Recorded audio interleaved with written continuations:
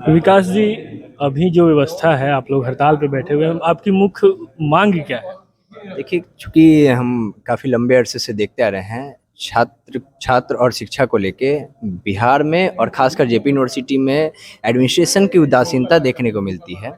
जिसके लिए पूरा का पूरा देश और पूरा युवा जगत जिस तरफ देखता है, शिक्षा की तरफ देखता है, उस शिक्षा की स्थिति यहाँ पे बदहाल है। चाहे वो एडमिनिस्ट्रेशन हो या एडमिनिस्ट्रेशन के अलावा यहाँ पे जो जरूरी मूलभूत सुविधाएं हो, या पढ़ने के लिए क्लासेज हो, या वो क्लासेज जो अलग अलग सेमेस्टर जो समय पे होने चाहिए, उसमें भी एडमिनिस्ट्रेशन द्वारा किसी तरह का कोई संवेदन नहीं है। लंबे जो कोर्स 3 साल में होने चाहिए वो 5-5 साल तक जाते हैं। और जो युवा हैं, जो विद्यार्थी हैं, उनका पूरा का पूरा भविष्य अगर में लटका हुआ है। किसी को किसी प्रतियोगिता परीक्षाएं देनी है या किसी और फील्ड में जाना है, वो सारे उन सब का भविष्य यहाँ पे लटकाया गया है। और इसका इसका पूरा का पूरा श्रेय यहाँ के एडमिनिस्ट्रेशन को जाता है। बिल्कुल, अगर देखें तो जेपी यूनिवर्सिटी हमेशा से विवादों में रहा है। खास तौर से अगर एकेडमिक की बात करें, सिस्टम बिल्कुल लचर है। अगर इंफ्रास्ट्रक्चर की बात करें, उसमें भी लचर है। अगर जो मूलभूत सुविधाएं देने की बात करें, तो अगर जेपी यूनिवर्सिटी को देखें तो कहीं ना कहीं हम पाते हैं कि सबसे पिछड़ा हुआ है, और ये समस्याएं आज से नहीं, कई वर्षों से बनी हुई हैं। वैसे में जब आज आप लोग बैठे हुए हैं, तो आप लोगों की जो मुख्य मांगे हैं, इसमें से कौन कौन से हैं, क्या चाहते हैं आप लोग?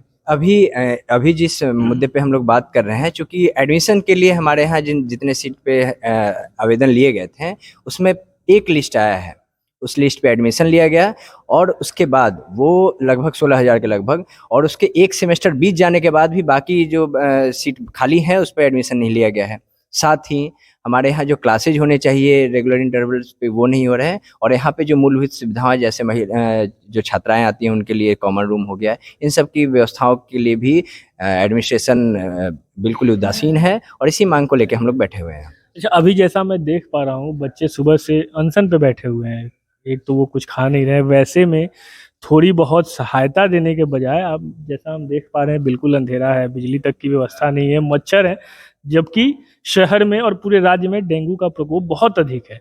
इसे लेकर क्या कहेंगे? देखिए, छात्रों का तो पूरा का पूरा जीवन अगर में है। उनके जीवन में अगर शिक्षा ना हो, आने वाले समय में वो अगर अपने आप को कुछ कमा ना सके, और इस शिक्षा व्यवस्था के कारण समाज में अपने आप को प्रतिष्ठित ना महसूस करे, तो उनके जीवन का भी महत्व नहीं है।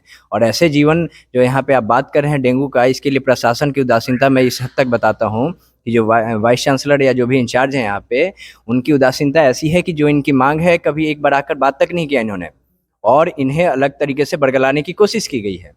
क्या कोशिश हुई? जो इनकी मांग थी उसको लेकर उनके द्वारा आश्वस्त कराया गया कि उन्होंने वो मांग मांगी है। लेकिन जब लिखित में मांगा गया, तो एक ऐसे पेज पर जिसमें कोई प्राप्तांक या दिनांक नहीं था, वैसे पेज पर इनको आश्वस्त कराने की कोशिश की गई। ये किसी तरीके से एक छल को प्रदर्शित करता है।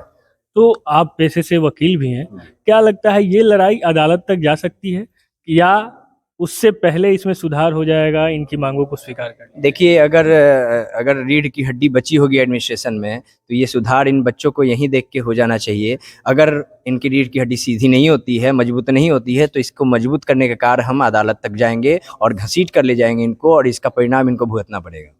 बहुत बहुत धन्यवाद, आपने हमें समय दिया।